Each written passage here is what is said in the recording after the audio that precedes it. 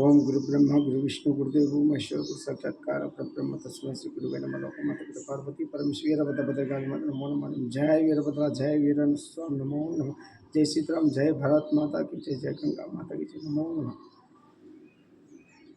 ఇప్పుడు ఎలక్షన్ ముగిసిన ఇంకా అరాచకాలు చూడండి.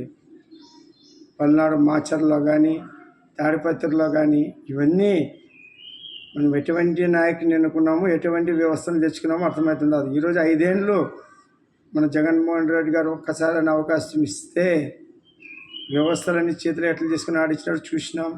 ఇప్పుడు బీజేపీతో నా జత కట్టి టీడీపీ వీళ్ళ నుంచి ఏదో రక్షణ పొందాలనుకున్నా వాళ్ళు సంపూర్ణంగా న్యాయం చేయలేకపోయినారు. ఎందుకంటే చీఫ్ సెక్రటరీ ఆంధ్రప్రదేశ్ జవహర్ రెడ్డి గారు మెయిన్ ఆయన ఉండడం వల్ల ఫస్ట్ ఆయన్ని ట్రాన్స్ఫర్ చేయాలి.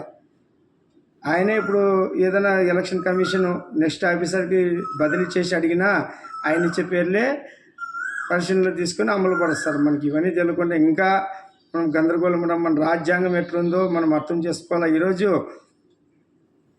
రామకృష్ణారెడ్డి గారు మాచర్ల ఆ రోజు ఆ ఏవిఎంలు ఎట్లా పాల్గొట్టినట్టు చూసినాము. ఫస్ట్ ఆయనకి బయలు లేకుండా ఫస్ట్ తీసుకుపోయి అరెస్ట్ చేయాలి. ఇంకా దాన్ని మళ్ళా లాయర్లు ముందు బయలుగా హైకోర్టులో పోయి అది మాఫియా ఏది మార్ఫింగ్ వీడియో మార్ఫింగ్ అంట. చూడండి, ఆలోచన చేయండి. ఇంకా వ్యవస్థలు ఎట్లా పనిచేస్తున్నావో అర్థమవుతుంది. అది ఉన్నోనికి అధికారం ఉన్నోనికి డబ్బు ఉన్నోనికే పనిచేస్తాం అన్నమాట.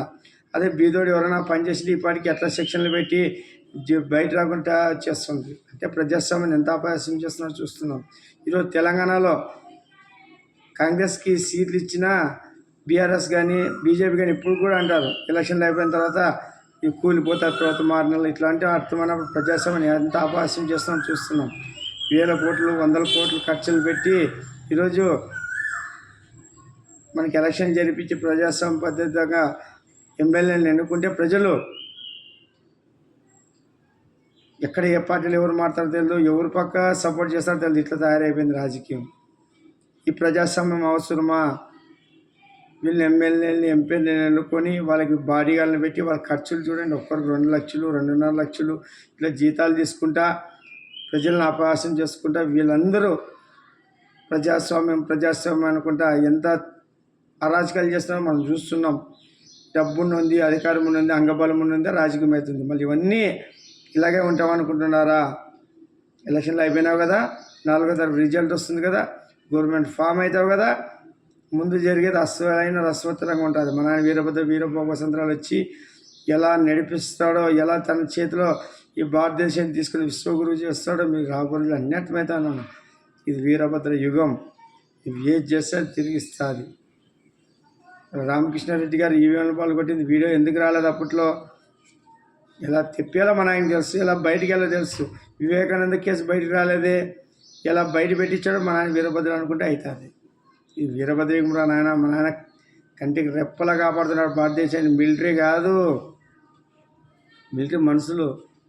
కానీ ఆ శివుడు సాక్షాత్తు ఆ పరమ వీరభద్రుడు త్రిశూలధారై దుష్టుల బారి నుంచి, దేశద్రోహుల నుంచి, అరాచక శక్తుల నుంచి, భూతాల నుంచి, అన్నిటి బారి నుంచి మనల్ని కాపాడుతున్నాడు. కాబట్టి ఈరోజు వెలుగుతున్నాం.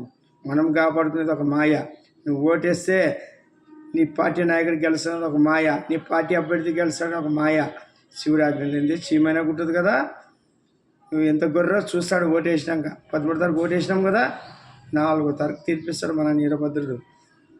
ధర్మమే ధర్మం ఉంటుందన్న ఆయన అనుకున్నవన్నీ జరుగుతాయి. ఈరోజు ఆంధ్రప్రదేశ్కి రాజధాని ఎవరు? అమరావతిని నిర్ణయించింది మన ఆయన వీరభద్రుడు.